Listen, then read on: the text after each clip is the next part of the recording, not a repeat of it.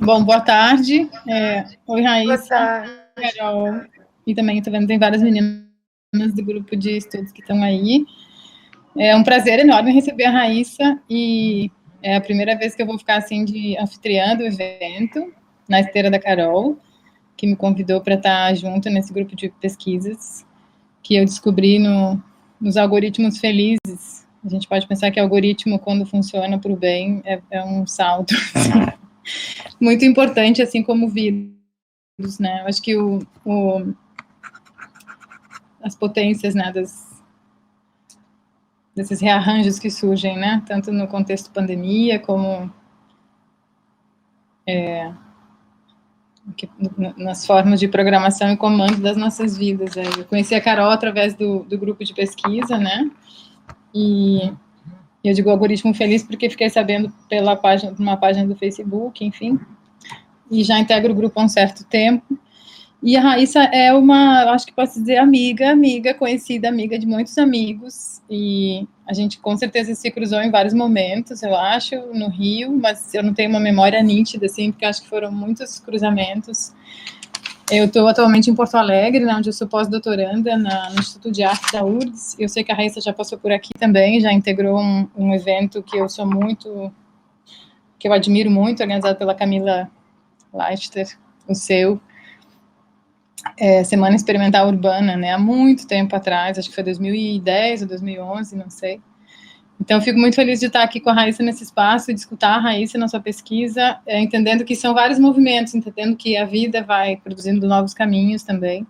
E acho que a Raíssa, de uma certa forma, voltou para a minha vida por uma outra amiga, que é a Cecília Cavalieri. Elas, durante um tempo, dividiram esse território em comum aí da França, né? A Cecília morou na França um tempo. Não sei se a Cecília está nos vendo aqui. E a Raíssa, enfim, é doutoranda na Universidade de Toulouse, vai falar para nós da pesquisa dela. Mas, enfim, quero celebrar bastante esse espaço e agradecer a presença de todas. E, como anfitriã do encontro, eu queria fazer uma sugestão: que vocês possam colocar os nomes de vocês na frente do íconezinho. Tudo bem não ficar com a imagem, né? Mas seria legal se vocês colocarem os nomes, se vocês apertam em cima do quadradinho da câmera de vocês colocam pelo menos o nome de vocês, aí a gente pode ter uma noção um pouquinho, né, de quem está integrando o encontro hoje, e também isso já facilita quando vocês forem escrever no chat, tem um chat lateral aqui, se vocês quiserem fazer comentários ou ir anotando perguntas já para depois, tá? Eu acho que eu tinha mais alguma coisa para falar, mas eu esqueci. E, bom, vamos lá, vamos escutar a Raíssa. Eu só tenho a agradecer, porque é um espaço, assim, é uma abertura de espaço muito importante para mim também. Então, eu fico, assim, muito encantada. Eu espero que isso vá contribuir para a conversa e para o grupo também. Então, eu faço um doutorado em filosofia na Universidade de Toulouse, na França. E esse ano eu tinha proposto para a CAPES, que é o órgão que eu recebo a bolsa, fazer uma pesquisa de campo no Brasil. Aí só uma pergunta, Cris: quanto tempo exatamente eu tenho para que eu possa administrar aqui? Assim, a gente geralmente faz todo o encontro durante 2 horas, um pouquinho mais, se a gente precisar. Tá. Então, acho que você tem, assim, sei lá, meia hora, 40 minutos para falar, né? Foi o que eu pensei. É uma Tudo bem. exposição generosa para que a gente possa conhecer a Mas riqueza da tua pesquisa. A gente sabe que não dá para falar de tudo, como a gente falou até, a gente fez um pré na sexta-feira. é, Bom, eu só queria celebrar e agradecer de novo a Carol também, que é uma pessoa que eu também, na verdade, já tinha cruzado em outros caminhos e espaços, e agora estamos aqui coexistindo nesse espaço sim. que a gente E experimenta. Vai lá. eu pensei uns 40 minutos, assim. E aí eu propus para a CAPES fazer uma pesquisa de campo esse ano no Brasil, e quando eu vim começou a pandemia, começou toda essa história de Covid. Então eu vim para o Ceará, eu sou cearense, estou na casa da minha mãe, E aí tive que reformular um pouco quais seriam os objetivos, enfim, da pesquisa de campo. E o que tem sido muito positivo é que agora eu estou podendo ter oportunidade tanto de conversar aqui com vocês, como também de fazer os encontros que eu ia fazer na UFRJ, no Rio de Janeiro, com a super parceira Nayara Paula, do Laboratório Gerumá, um laboratório de filosofia africana, e eu ia fazer lá um mini curso, enfim, esse mini curso, esses encontros eu vou fazer em julho, e, enfim, se tiver interesse de aprofundar, porque hoje é só realmente uma introdução, em julho, para quem tiver de férias e quiser, eu vou fazer esses encontros. E é muito engraçado, porque eu conheço Carol, na verdade, eu não sei se ela vai lembrar, mas é desde o grupo de estudos de filosofia pop na Unirio, com Charles Feitosa. Verdade! Ainda bem, alguém tem memória melhor do que eu, do que a minha. E eu me lembro, assim, da primeira vez eu pensei assim, nossa, que legal, uma outra mulher, entendeu? Porque é um mundo muito masculino, né, o da filosofia.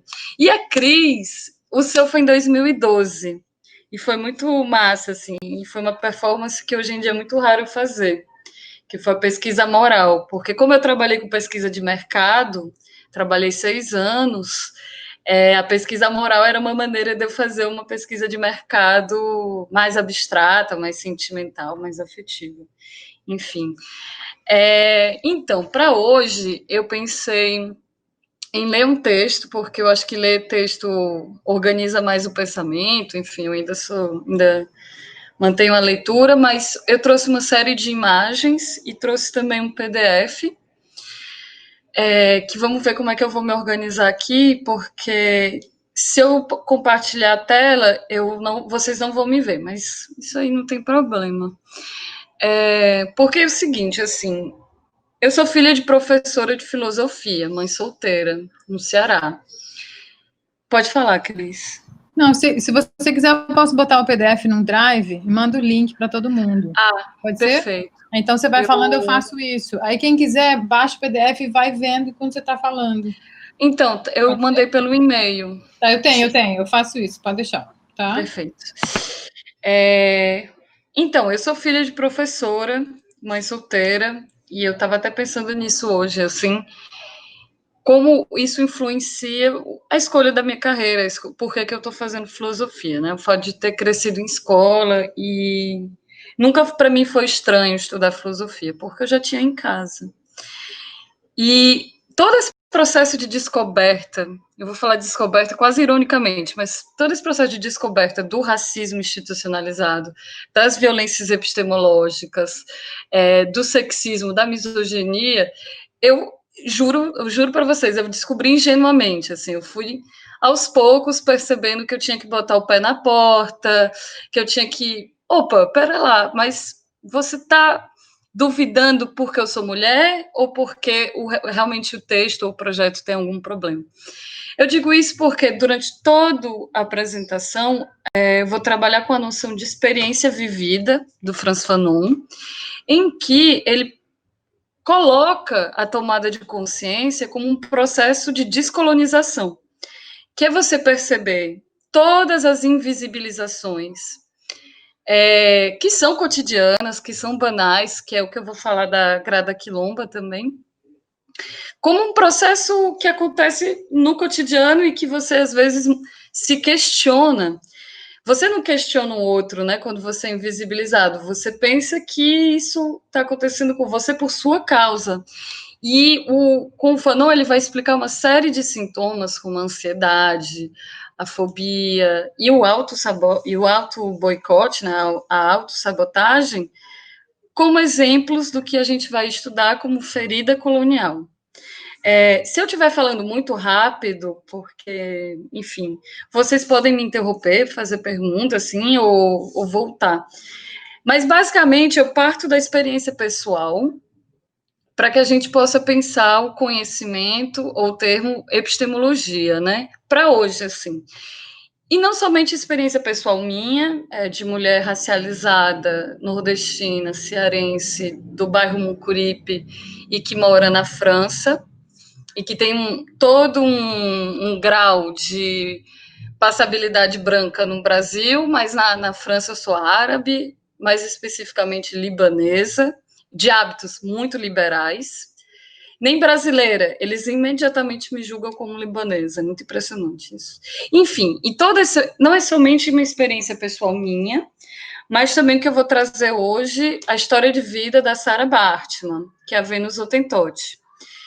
E aí, se no final der tempo, enfim, eu sempre termino, porque se a gente ilustra e disserta sobre a ferida colonial,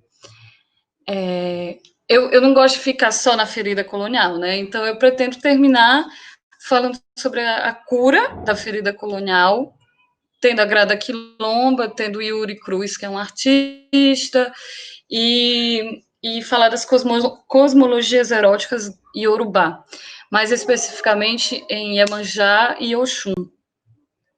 Porque dentro do meu processo pessoal de descolonização, me perceber filha de Iemanjá, me perceber ritualizando a questão do desejo, a questão da identidade em Iemanjá e Oxum, foi um processo tanto real quanto filosófico.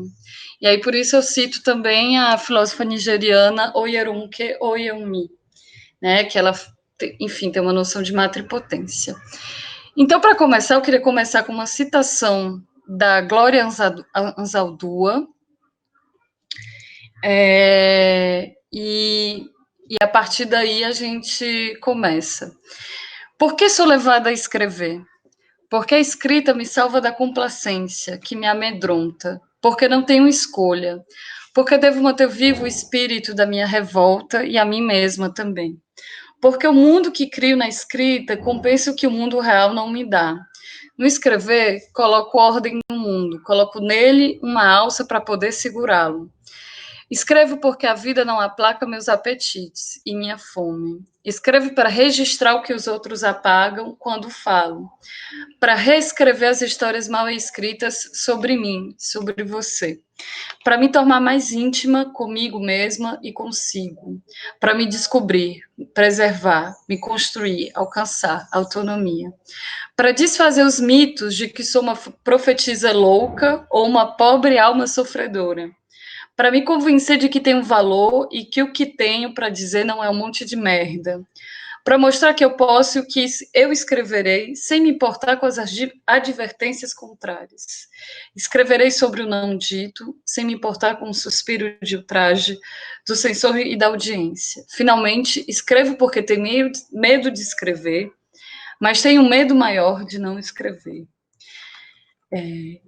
Fim de citação. Escrever é, então, um ato de resistência, para deixar distanciado da vida real e que perdure nesse tempo das pessoas. Eu começo falando de escrita porque é importante romper com vários elitismos da academia. Quando a gente diz que o outro também pode escrever, a gente está abrindo isso, é como um caminho pedagógico. E aí, nesse sentido,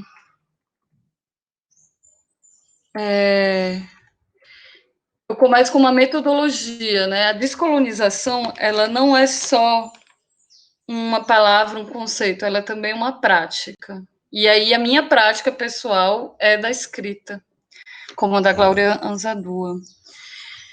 Então, nisso eu decidi que o meu rumo ele é mais literário, ficcional. A minha tese é uma tese que é ficção filosófica, porque tem horas que eu escrevo como se eu estivesse falando, como essa apresentação, e tem horas que eu escrevo como se fosse um texto técnico filosófico.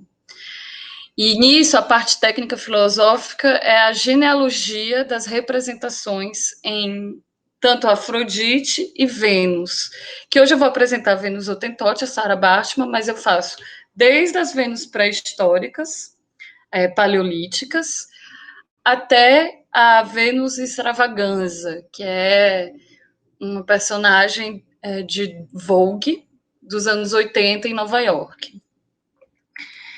E o caso culminante a Sarah Bartman, e eu vou explicar por quê. Ela é, ao menos na minha tese, o clímax da injustiça histórica, colonial, escravocrata, a ser reparada, pelo menos no foco, no recorte que eu estou estudando. Por quê? Porque ela teve uma demanda de tribunal na história dela na Inglaterra, e não somente isso, é uma série de violências em que ela vive. Só um pequeno parênteses para a gente entender que as minhas intenções não são somente na representação estética feminina a partir da Afrodite e da Vênus, mas eu tenho esse intuito também de questionar. É possível pensar a realidade de um processo de descolonização política no Brasil hoje? Como foi na Angola e em Moçambique, que é descolonização total, é mudar o nome da rua, é tirar as esculturas de colonizadores escravocratas, é uma descolonização política dentro do Estado, né? Angola e Moçambique viveram isso. E aí eu pergunto, é possível pensar isso no Brasil? Eu digo que não, por hora, né? Então o texto ele também traz essa necessidade da reparação histórica, na sua escala, assim, na sua escala de uma tese em doutorado em filosofia, que é genealogia dos motivos da Afrodite e da Vênus, mas eu não deixo de perguntar, a descolonização é um projeto político, que inclusive a gente pode, pelo menos sonhar, né, em fazer no Brasil. Então, quando eu falo da Sarah Bachmann, da Vênus Hottentot, eu falo de reparação histórica. Isso é muito importante repetir. E a reparação histórica por quê, né? Aí nisso eu trago 3 noções que eu vou desenvolver na tese. A primeira é a noção de epistemicídio, que o Boaventura Souza Santos trabalha, mas aqui eu estudo mais é a Sueli Carneiro, na tese de doutorado dela em Filosofia da Educação. Epistemicídio é simplesmente a junção entre o nome episteme e genocídio, que é um processo resultante da colonização, né? A noção de metafísica da raça, da minha orientadora Oria Betoami Molino, e a metodologia de descolonização do sujeito, né? Que é em Franz Fanon e Grada Quilomba. Esse é o corpo teórico.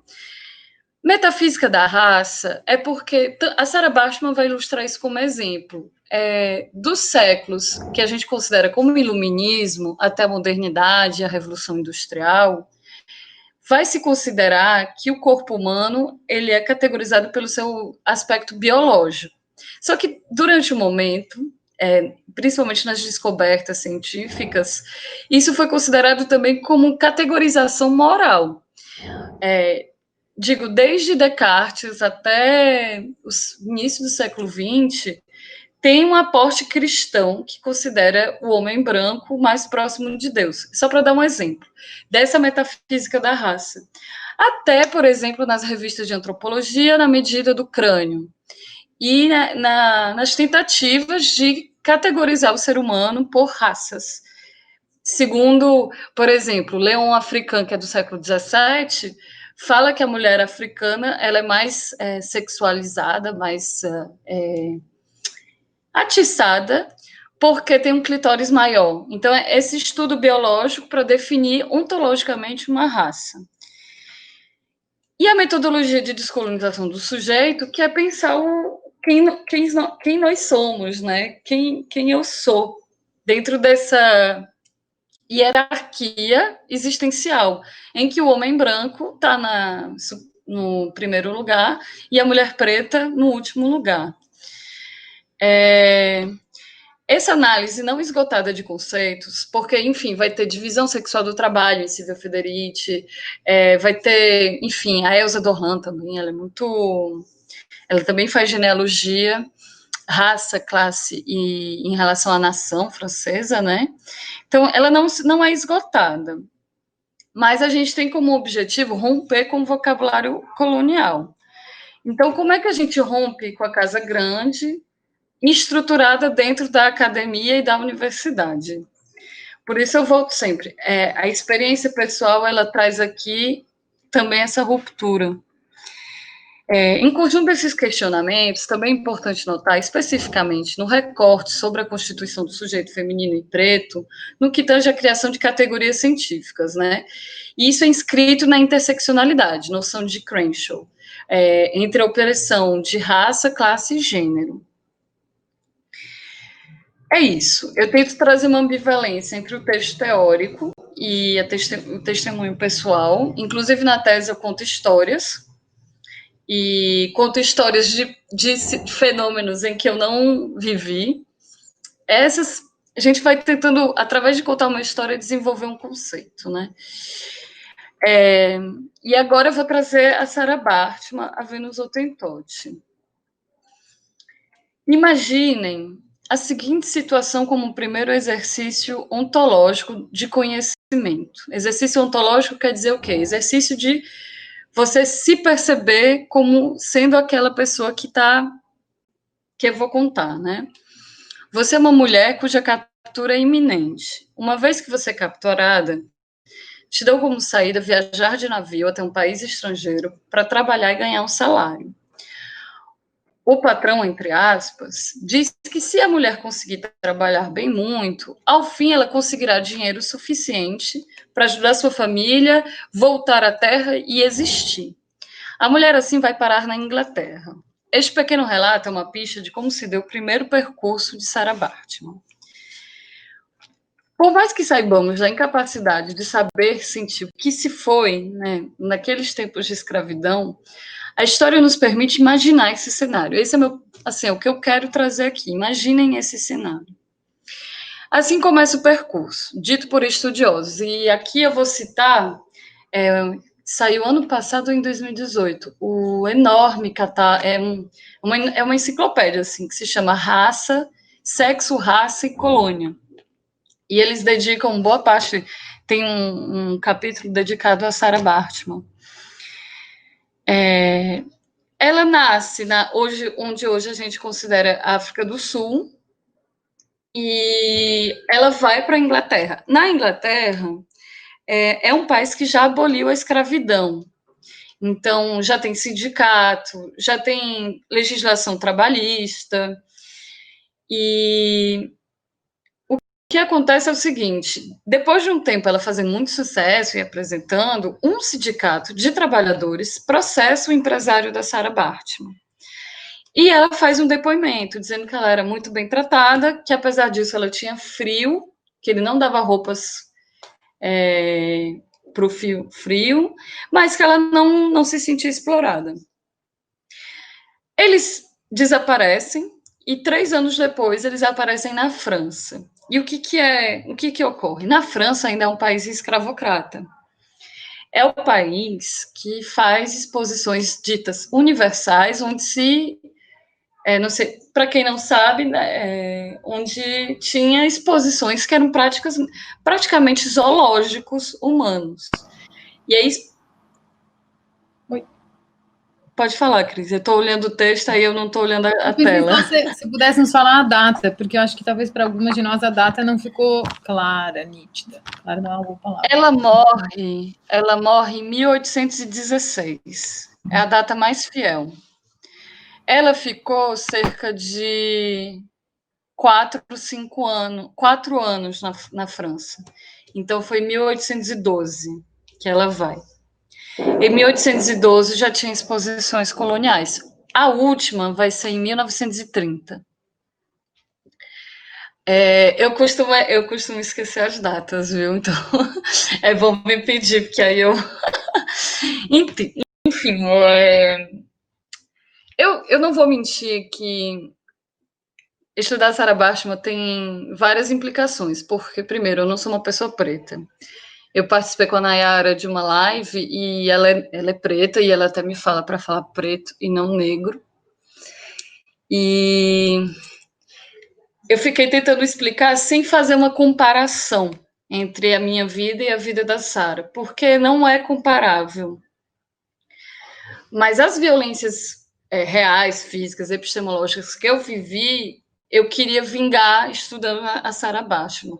Só que, ao mesmo tempo, eu juro para vocês, eu fiquei chorando, eu não conseguia abrir o computador e abrir Google para pesquisar. Foi um amigo meu que me ajudou a fazer a pesquisa. E aí eu fui para o Museu de Ciência Natural, vi os documentos, fiz a pesquisa. Mas, assim, não é... Quando você entra na história de vida dela, você percebe tudo o que quando eu comecei a falar, eu não percebia. Que era esse olhar te exotizando, te espetacularizando, te hipersexualizando, que é esse olhar de te animalizar, te considerar uma mulher selvagem, e numa ambiguidade total entre o que é considerado racionalidade como um caráter exclusivamente masculino, né, e a sensibilidade, que eu não quero perder, porque é considerado inferior, né, você ter uma sensibilidade, você ter um afeto, né, enfim, uma demonstração do que você está sentindo. E nisso, a Sarah Baartman, quando ela chega em Paris, ela começa a ser foco de 2 anatomistas que são os principais anatomistas da França, até hoje, que é o Georges Cuvier e o Geoffroy Saint-Hilaire. E nisso, a Sarah Baartman mostra ambiguidade entre o que era considerado ciência, como um conteúdo exclusivo de pessoas que conseguiram acessar esse espaço acadêmico. Não era todo mundo que entrou no Museu de Ciência Natural para ver a Sarah Baartman posando de modelo para os pintores. E, ao mesmo tempo, ela fazia o espetáculo de teatro, que era super obsceno no sentido de ser tipo o programa do Ratinho, sabe? Um bom paralelo ao programa do Ratinho. E, claro, tem testemunhos que dizem que ela também se prostituiu. E aí é ainda um terceiro elemento de texto crítico, né? Que é como a mulher e a questão da prostituição. Que eu não vou falar aqui, mas eu gosto muito da opinião da Elsa Dorlan, que em algum momento todas as mulheres são prostituídas pela economia de valores entre o que é doméstico e o que é público, né? Inclusive, em francês, mulher pública é um eufemismo de prostituta. Então, nesse sentido, realmente, pelo menos na França, na língua francesa, a prostituição ela é quase como se você quer sair da casa e conseguir um trabalho e viver. E até hoje, assim, e até hoje. É muito sutil, muito invisível, mas esse trato da objetificação do corpo feminino, ele é muito latente, né?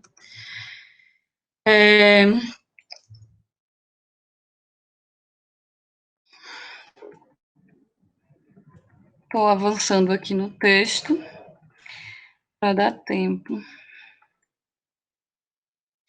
O que Sarah Baartman tinha, então? Por que esse todo alvoroço entre a ciência e a cultura do espetáculo? Ela tinha uma bunda muito grande e ela tinha 12 centímetros de pequenos e grandes lábios. Em francês é tablier, como se fosse quadro. E esse atributo, a mãe, vem cá, a minha mãe é muito engraçada. Calma aí, gente, só um instante. Cadê o cartão da minha mãe? Obrigada. Esse corpo que a Sarah tem foi o motivo dela chamar tanta atenção. Para dar um exemplo, fizeram uma peça de teatro com o nome dela.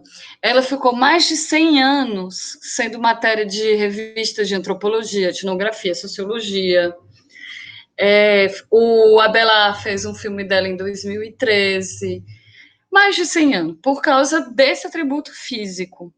E esse atributo, só para dar uma ideia do debate, tiveram anatomistas que estudavam Charles Darwin, que consideravam ela uma espécie, um espécime de raça primeira, no sentido, a primeira raça humana, que persistiu até hoje. E tinha os anatomistas eugenistas, né, racistas, que diziam que ela não era humana, que ela era uma raça subhumana.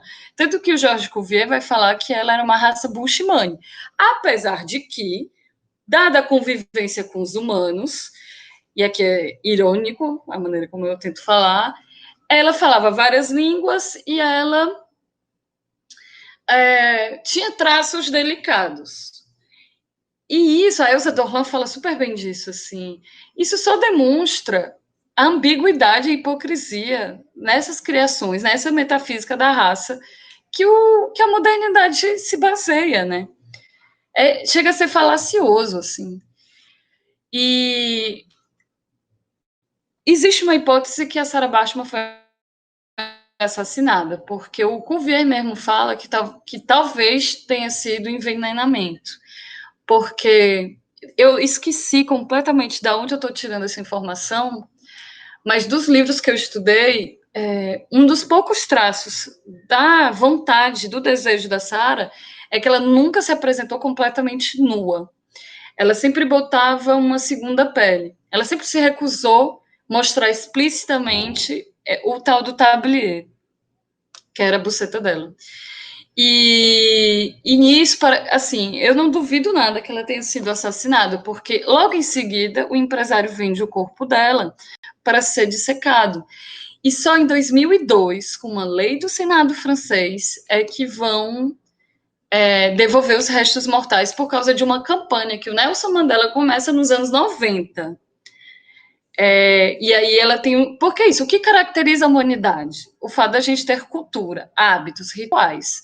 E por que ela ainda não estava com a humanidade dela reintegrada? Porque ela não teve direito ao enterro, né? O rito funerário. Então, eu gosto de terminar falando dessa parte, porque é impressionante como o fetiche, no sentido ocidental do termo, porque na África fetiche é um objeto mágico, mas o fetiche da dominação e da objetificação do outro corpo, negando essa possibilidade de falar, de existir, né? Então, assim, eu sempre falo, a Sarah Bachman era uma mulher inteligentíssima, que deve ter recebido a proposta para sair da terra dela, viajar, fazer dinheiro, fazer uma festa, por que não? De novo, sem querer comparar, mas é só tentar fazer o exercício de imaginação ontológica, né? Dar vida a Sarah Bachman é imaginar que ela tinha uma vida, que ela era uma artista. Pode não parecer óbvio aqui falar isso, mas num grupo de homens brancos franceses é completamente compreensível quando eu falo isso. Porque eles sabem, eles fazem parte desse grupo que nos nega o direito de fala, né?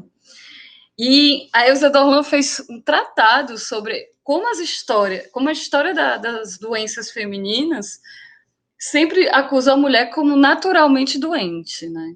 Ou seja, sem direito a viver uma vida normal, né?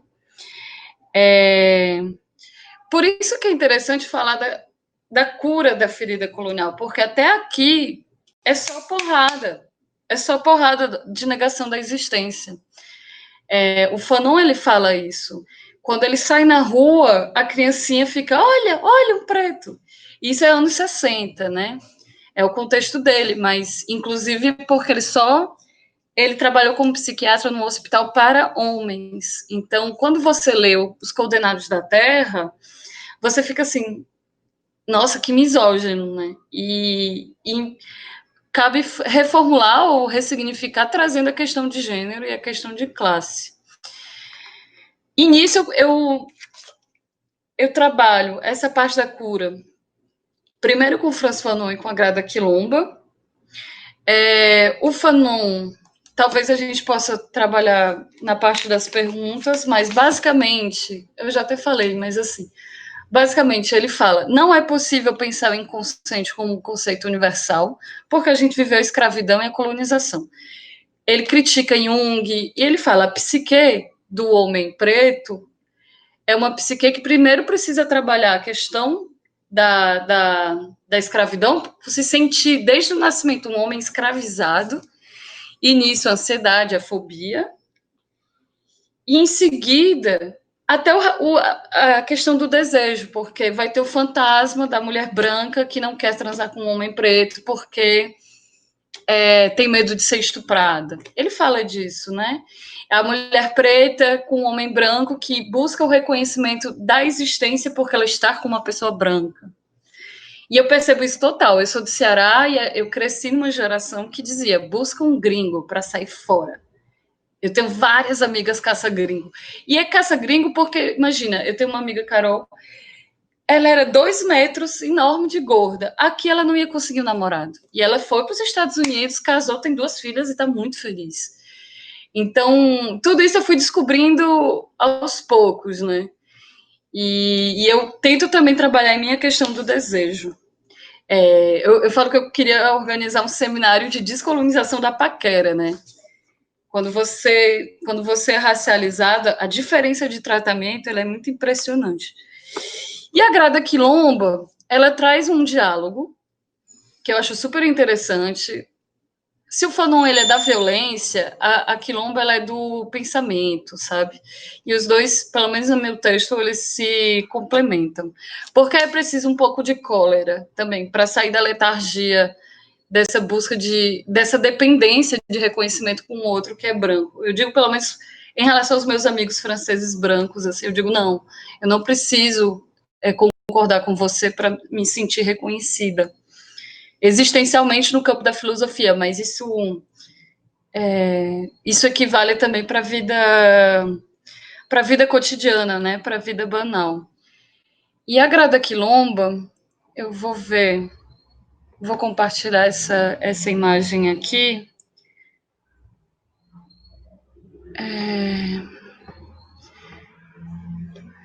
Em que nesse trabalho que se chama Desobediências Poéticas, ela volta para essa coisa do griot, do contador de histórias, e ela conta a história do mito de Narciso. E quando ela conta a história do mito do Narciso, ela fala, por exemplo, do pacto, tem uma noção brasileira, esqueci o nome da pessoa, é o pacto narcísico da branquitude, né? E aí ela conta a história do Narciso e do Eco. Ela indica também 5 mecanismos, ela indica mecanismos de defesa do eu. Porque é isso, né? Quando a gente volta para a cosmologia de Yorubá, ou quando a gente fala da Grada Quilomba contando histórias, o que a gente está fazendo é dar poder à nossa palavra. Então, cada encontro, cada maneira, cada vez em que eu me proponho falar sobre esse projeto, e sobre a descolonização, e sobre a questão do desejo, eu estou dando presente, assim, no sentido de dar presença da palavra. Pode parecer besteira, mas quando você está defendendo o seu projeto, é um cuidado, né, que a gente tem que fazer. Óbvio, tem a questão da mulher ser educada para sempre estar cuidando, né, principalmente do outro. Mas no meu caso, pelo menos da tese, quando eu falo da cura da ferida colonial, é porque eu falo de um processo que eu estou vivendo todo dia, em que não é empoderar, mas em que eu dou poder à palavra, em que eu me levo a sério, porque até isso, a colonização, eu passei muito tempo achando que eu era louca, porque as pessoas diziam assim. E quando eu fui para a França que eu descobri que eu não fazia essa performatividade, né? A Grada Quilomba ela tem mecanismos de defesa que eu considero interessantes de trazer, porque eles resumem tudo que eu estou falando até agora. E ela divide o sujeito preto, pretitude, e o sujeito branco, a branquitude. No caso do sujeito preto, e aí eu me coloco porque eu sou racializada, primeiro você passa pelo mecanismo de defesa da negação. Você se nega ser racializado, você se nega não ser branco, né? E isso passa muito tempo, você tem uma situação de racismo, de sexismo, mas peraí, por que aquela pessoa, isso não aconteceu comigo? A consequência é o segundo movimento, o segundo mecanismo, que é a frustração. Você se frustra por não ser branco. E aqui eu lembro exatamente, como se fosse hoje, com 12 anos, quando eu percebi que eu não ia ser uma patricinha de Beverly Hills. Eu estava assistindo Sessão da Tarde, eu falei, meu Deus, eu nunca vou ser essa pessoa. E causa uma frustração, né? O terceiro movimento é a ambivalência. Você começa a raiva, cólera, alegria quando uma pessoa branca te acolhe, e aí você fica triste porque você não é branco, e ao mesmo tempo amor e ódio. É a ambivalência de sentimentos. A identificação é quando você começa a fazer da identificação um mecanismo de defesa. Não, eu sou cearense, não preciso negar isso. E aí o último processo é o da descolonização. E aqui, a minha leitura da Grada Quilomba, quando ela fala de descolonização, é literalmente parar de ser narcísico e se interessar por assuntos que não são brancos, por conhecimentos que não são brancos, enfim, a descolonização é parar de achar que o que está na metrópole, e é praticamente irônico, porque eu estou numa universidade francesa falando para não olhar para a Europa, né? Por isso que eu volto para o Brasil e vou para a África. Mas, assim, a descolonização nesse sentido é mudar a nossa cartografia de imagens, de imaginários, é mudar nossas fontes, é mudar até a nossa relação de desejo, né? E na questão da branquitude, a Quilomba, ela fala, primeiro a negação, eu não sou racista, depois a culpa e a vergonha. Vergonha, por exemplo, eu tenho também vergonha dos bolsominions, vergonha da situação catastrófica. Isso tudo também participa do mecanismo de defesa. Reconhecimento, reconhecer o nosso processo histórico, reconhecer os privilégios. Nesse sentido, eu também me encontro, reconhecer os privilégios. E aqui, privilégios também da passabilidade branca, né? Uma polícia jamais vai me parar no Brasil, né? Jamais vai me parar. E a reparação histórica. Para terminar, eu não posso não terminar falando de Iemanjá, porque na cosmologia de Yorubá, Iemanjá, na leitura do Brasil e a que eu sigo, Iemanjá, ela é um orixá que cuida da cabeça, que cuida da saúde mental. E ela tanto pode perturbar, quanto ela pode curar. Ela é sempre ambivalente, não tem uma coisa fechada. E eu gosto muito de contar um Itã, que é uma história muito complicadamente traduzido como um mito, né, em Yorubá, em que ela era casada com Oxalá, Iemanjá. E ela perturba tanto o juízo dele para conseguir uma tarefa, um dom, uma arte, que ele fica doido com as histórias de Iemanjá. Ela, com pena dele, ela começa a fazer uns banhos, umas curas, uns remédios. Ele volta ao juízo, e aí o Ludumaré faz uma visita e fala, Iemanjá, você encontrou sua tarefa, você encontrou seu dom. É cuidar das cabeças, né, do Ori, dos homens. Na Nigéria não tem Iemanjá que cuida da cabeça. A imagem que eu tenho da Iemanjá na Nigéria é muito mais de uma guerreira que sufoca com os seios e com a buceta.